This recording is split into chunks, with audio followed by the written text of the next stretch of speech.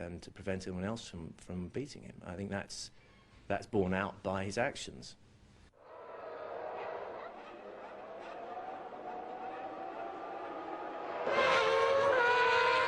Now, he started from third on the grid.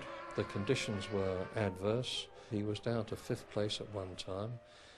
But Schumacher clawed his way back, and he comes upon Jean Alesi at the chicane, which is a place you wouldn't ever dream of anybody passing someone. It was tight. They actually did have slight contact.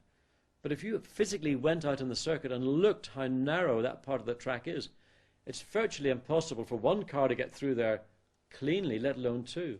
And with almost unprecedented daring, he just dived in, and all of a sudden Alesi sees this Benetton alongside him and had no option but to give way.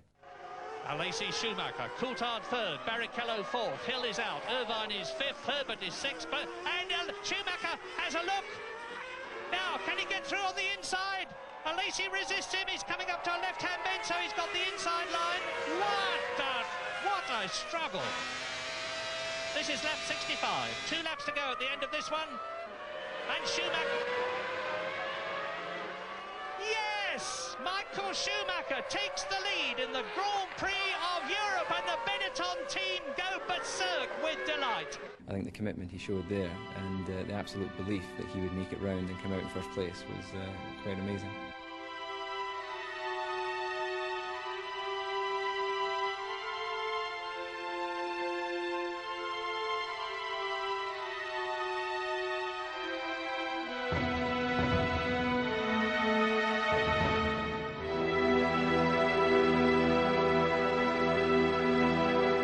You can beat him.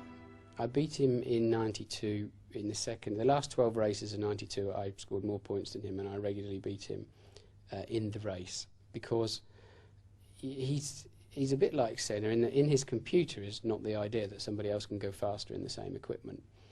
And you can rattle his cage, and you know exactly when you've done that because he will wander over almost as if he's owning the team, have a look at your timesheets and nod his head and wander off again. At that point I realised that Schumacher's concerned about what you're doing and cannot understand why you're doing that lap time. So like anybody, he is beatable, but you've got to get up pretty early in the morning.